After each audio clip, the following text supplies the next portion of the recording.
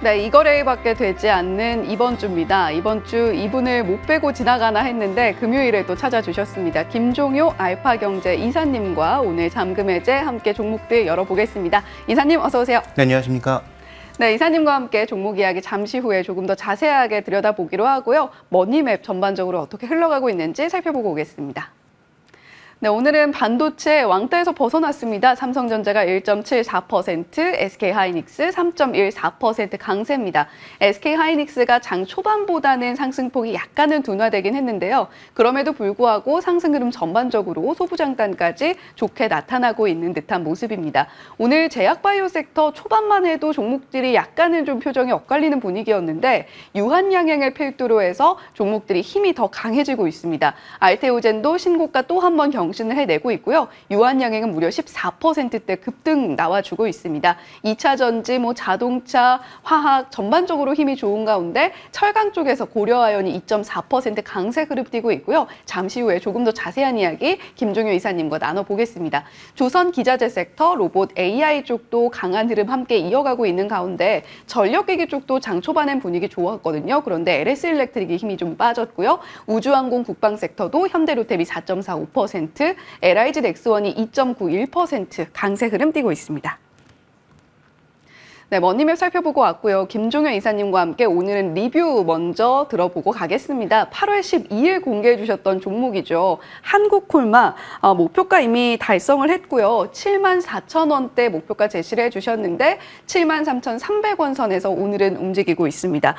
이 종목 최고가 기준 상승률 17.8% 기록을 하고 있는데요. 이사님, 한국콜마 지금 현재 시점에서 대응 어떻게 가져가는 게 좋을까요? 네, FOMC도 끝난 만큼 저는 이제 다시 시장의 중심축은 실적으로 돌아왔다라고 보거든요. 그러면 결국 한국콜마의 실적이 2분기에도 굉장히 좋았는데 이런 성장세를 이어갈 것이냐가 관건이라는 거죠. 그래서 그걸 이어갈 수 있다면 지금도 내려오기보다는 계속 보유하는 것이 좋겠다라는 관점.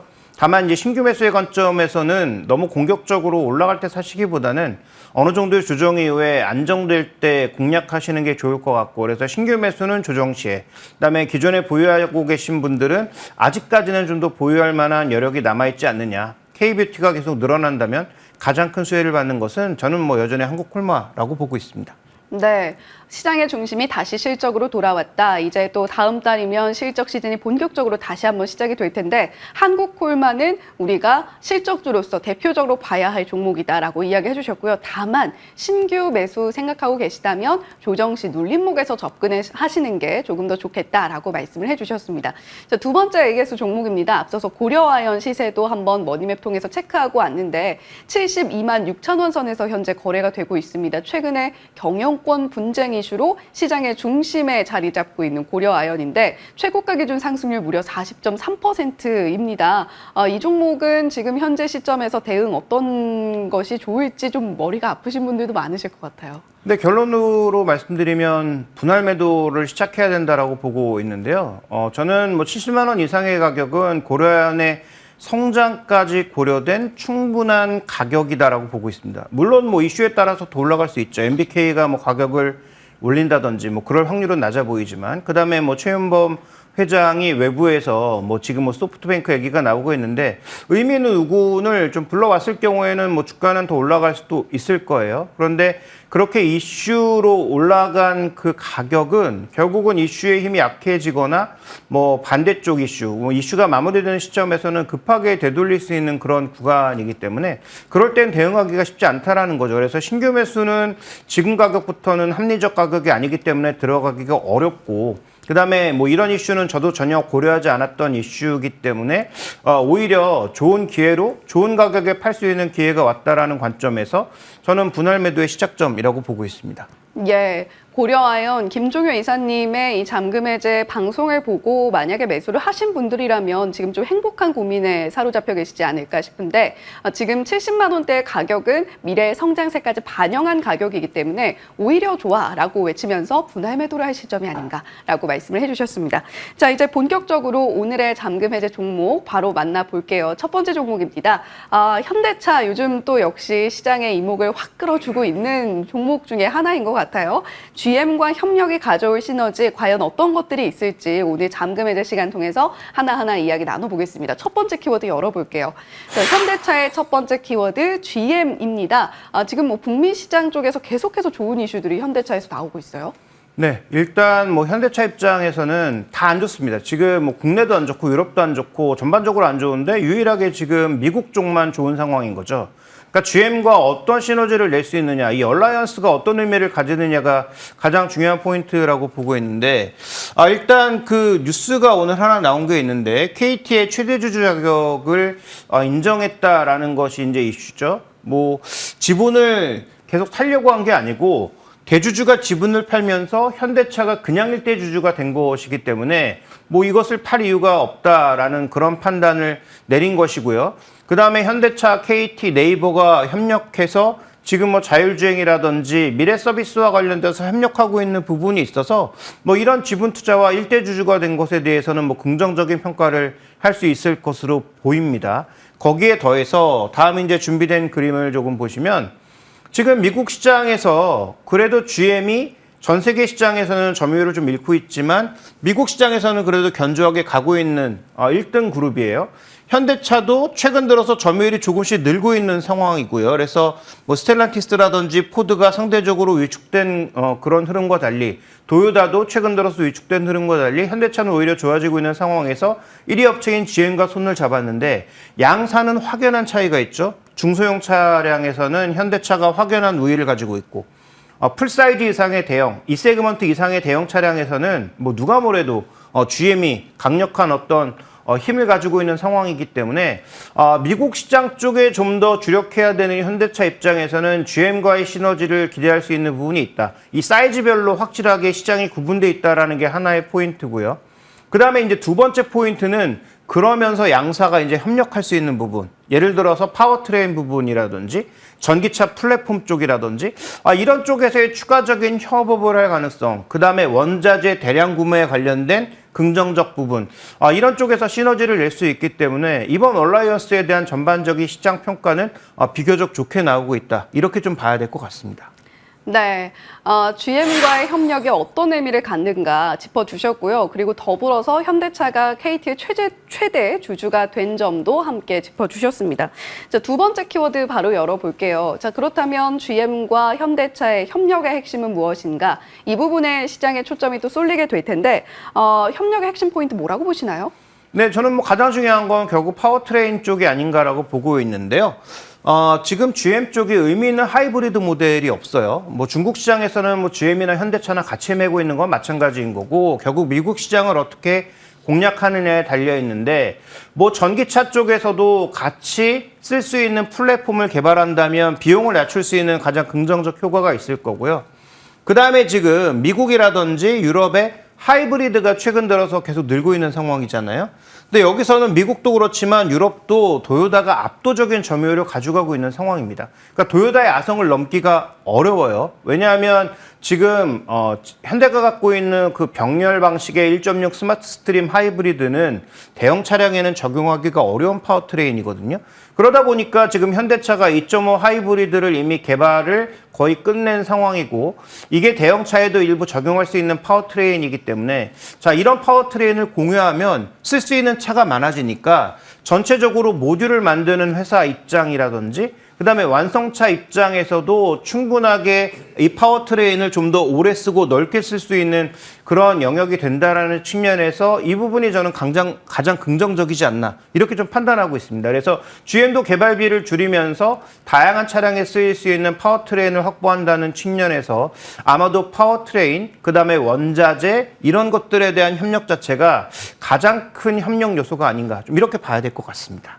네, 현대차와 GM이 지금 뭐 사실 도요타가 하이브리드 시장에서 장악하고 있는 부분을 깨기는 조금 쉽지 않아 보인다. 그러나 협력의 핵심은 파워트레인 그리고 원자재 협력에 있다라는 부분 짚어주셨습니다. 자, 세 번째 키워드 바로 넘어가 볼게요. 이번에는 3분기 전망에 대한 이야기 좀 해보면 좋을 것 같은데요. 현대차가 2030년의 이 판매량 목표치를 좀 하향 조정하는 모습을 보여줬잖아요. 사실 뭐 피크아웃에 대한 우려감은 늘 좀 상존하고 있는 것 같아요. 3분기는 어떨까요? 근데 3분기에 뭐 당장 크게 뭐 이익이 훼손될 가능성은 낮다. 다만 이제 환율이 이제 원화 약세에서 원화가 상대적인 강세 쪽으로 좀 돌아서고 있는 측면이 있기 때문에 환율 관련된 효과는 줄었다라고 봐야 되겠죠. 그 다음에 지금 이제 준비된 그림을 보시면 밸류에이션 기준으로도 여전히 싸 보이는 국면. 그래서 실적에 약간의 편차가 있다고 하더라도 밸류에이션 측면에서 크게 문제가 되는 상황은 아니고, 지금 우리 시장에서 외국인들의 공격의 핵심 포인트는 이익이 줄어들 위험이 있는 반도체에 대한 공격이거든요. 오히려 자동차 같이 실적이 변동이 있을 수 있으나 큰 변동을 보이지 않을 종목에 대해서는 최근에 매도하고 있는 구간에서도 오히려 매수하고 있는 상황입니다. 자, 그런 관점에서 본다면 아까 말씀드렸던 GM과의 시너지를 고려해서 기존에 제시했던 목표가보다 좀 더 높이 저는 현대차의 목표 주가를 잡아야 되지 않을까라고 판단하고 있고요. 그러면 글로벌 자동차에서 거의 탑티어 수준이 지금 PER 7배라고 볼 수 있는데 현대차가 내년도 이익을 거의 플랫으로 보고 있잖아요. 그러면 올해 트레일링 기준으로 7배가 28만 원 정도의 가격이거든요. 그러면 원래 제시했던 26만 원에서 좀 더 가격을 올려서 28만 원 정도의 목표가를 제시할 수 있는 상황이고, 그 정도까지는 이번 실적 기준으로 반등해도 크게 부담되지 않는 선. 그래서 3분기 실적은 크게 나쁘지 않을 거고, GM과의 시너지를 통해서 오히려 목표가를 추가적으로 상향할 수 있는 그런 이슈가 존재했다라고 봐야 될 것 같습니다. 네, 실적이 갑작스럽게 3분기 들어서 꺾일 일은 없을 것이다. 따라서 오히려 수급적으로 호재가 될 가능성 있어 보인다라는 이야기 해주셨습니다. 그런 만큼 현대차 목표가 한 28만 원가량 잡고 가보시면 좋겠다라는 의견 전해주셨고요. 두 번째 종목으로 바로 이어가 보겠습니다. 이번에는 두 번째로 살펴볼 종목은 JYP 엔터테인먼트인데요. 하반기도 암흑기 물음표가 붙어 있습니다. 엔터주들 하반기에 좋아질 것이다, 좋아질 것이다. 계속해서 상반기부터 말이 많았거든요. 그런데 막상 하반기에도 아직까지는 그렇게 좀 주목할 만한 흐름은 나타나지 않고 있는 것 같아요. 첫 번째 키워드 바로 열어보겠습니다. 이번에 첫 번째 키워드는 실적 악화입니다. 좀 좋은 키워드 만나보고 싶었는데 이 부분은 어떤 내용인가요? 네, 결국은 JYP의 2분기의 주가 충격은 2분기의 실적이 생각보다 너무 안 좋았다라는 거죠. 그러니까 이 종목은 다른 양사, 그러니까 하이브를 제외한 뭐 YG라든지 이런 회사에 비해서 압도적으로 높았던 이익률이 이 종목의 밸류를 높일 수 있는 핵심 포인트였거든요. 그런데 이게 이제 급격하게 마진율이 떨어지면서 매출의 변화보다는 이익의 변화가 워낙 크게 나타났으니까 그게 이제 부담이었던 건데, 그 원인을 찾아보면 준비된 그래서 보시는 것처럼 이 IP를 전반적으로 판매하는 데 있어서의 콘텐츠 제작비의 지출률이 급격하게 올라간 것이 이익 감소의 가장 큰 원인이다. 이렇게 봐야 될 것 같습니다. 그래서 활동하고 있는 아티스트의 뭐 퍼포먼스가 떨어진 것도 중요한 원인이라고 봐야 되겠지만, 결국 중요한 건 비용이 되고 늘면서 이익이 줄어든 것이 JYP의 핵심 포인트다. 실적 악화 핵심 포인트다라고 봐야 되는 거죠. 그럼 이게 좀 쓸데없는 비용을 썼거나 아니면 압도적으로 비용이 늘어날 수 있는 구조적인 어떤 변화가 나타난 것이냐? 그렇지 않고 미래에 좀 더 안정적으로 계속 수익을 창출하기 위한 투자의 개념으로 이 비용을 이해해 본다면 이 성과가 적어도 내년 정도에 돌아온다는 확신이 들었을 때는 이걸 꼭 비용으로 계산하기보단 미래를 위한 투자의 관점으로 바라볼 수 있는 상황이기 때문에 결국 이 인식의 변화가 언제 나타나느냐가 JYP 엔터를 바라보는 가장 중요한 체크 포인트가 아닌가, 저는 그렇게 판단하고 있습니다. 네, 앞서서 현대차도 그랬습니다만 JYP 엔터테인먼트 실적이 악화됐던 부분에는 비용 증가가 자리를 했고, 그런 부분을 만약에 제외를 한다고 한다면 실적 악화의 요소가 좀 많이 축소될 수 있다는 부분 짚어주셨습니다. 두 번째 키워드 바로 열어볼게요. 그렇다면 우리가 JYP 엔터테인먼트의 앞으로 긍정적인 변화 요소는 없는지도 체크를 해보면 좋을 것 같거든요. 네, 일단 그 지금 음반 판매량 기준으로 봤을 때는 꽤 많이 축소됐거든요. 특히 JYP가 제일 많이 축소돼서 주가 하락이 일정 부분 용인될 수 있는 그런 상황인데, 실제로 그 여러 회사들의 그 실적 추정치, 그 음반 수출액 기준으로 보시면 수출액 기준은 8월 기준으로 봤을 때 그렇게까지 큰 폭의 변화를 보이지 않았다. 그러니까 뭐 내수 쪽의 판매라든지 뭐 이런 쪽 음원 쪽의 판매 쪽의 변화가 일부 나타난 건 사실이지만 전반적으로 수출액 기준으로는 크게 변하지 않았다라는 점과, 그다음에 일본과 중국, 그중에서 또 중국의 비중이 조금씩 올라오기 시작하면서 뭐 중국이 예전처럼 사재기할 가능성은 낮지만 그럼에도 불구하고 중국 비중이 다시 조금 늘고 있다라는 것은 그나마 긍정적이지 않겠느냐. 물론 뭐 예전처럼 뭐 중국 가서 대형 공연할 수 있는 그런 상황이 돌아오진 않겠지만 그래도 중국 쪽으로 음원이라든지 음반에 대한 판매량이 일정 부분 나타날 수 있다라는 것은 그래도 최소한 악재는 아니다라고 볼 수 있는 상황인 거죠. 그래서 이건 뭐 JYP만 해당하는 게 아니라 빅4 전체에 해당하는 이슈라고 봐야 될 것 같습니다. 그래서 수출액 기준으로는 그렇게 큰 폭의 변화가 있지 않았고 또 하나 중요한 것은 중국 비중이 조금씩 올라가면서 그래도 기재를 가질 수 있는 부분들이 하반기에는 일정 부분 있지 않느냐. 그다음에 또 JYP 같은 경우에는 주요 아티스트들의 활동이 9월까지는 별로 없지만 다시 10월부터 대거 늘어나고 있다는 점이 중요한 포인트가 아닌가 이렇게 바라보고 있습니다. 네, JYP 엔터테인먼트 실적을 보고 깜짝 놀라긴 했지만 그럼에도 불구하고 수출액에는 큰 변동이 없었고 무엇보다 다시금 중심을 사로잡고 있다. 중국인들의 마음을 좀 사로잡고 있다라는 부분 우리가 JYP 엔터테인먼트뿐만이 아니라 빅4 엔터사들 모두 좀 주목을 하실 때 지켜볼 만한 포인트다라고 짚어주셨습니다. 자, 세 번째 키워드 바로 만나볼게요. 그렇다면 지금 JYP 엔터테인먼트의 밸류에이션은 어떤가요? 네, 이제는 조금은 합리적인 수준으로 떨어지지 않았느냐. 그러니까 그동안 이익률도 높고 계속 성장한다라는 어떤 기대감 때문에 준비된 그림에서 보시는 것처럼 다소 좀 과한 밸류에이션을 받았던 게 사실이죠.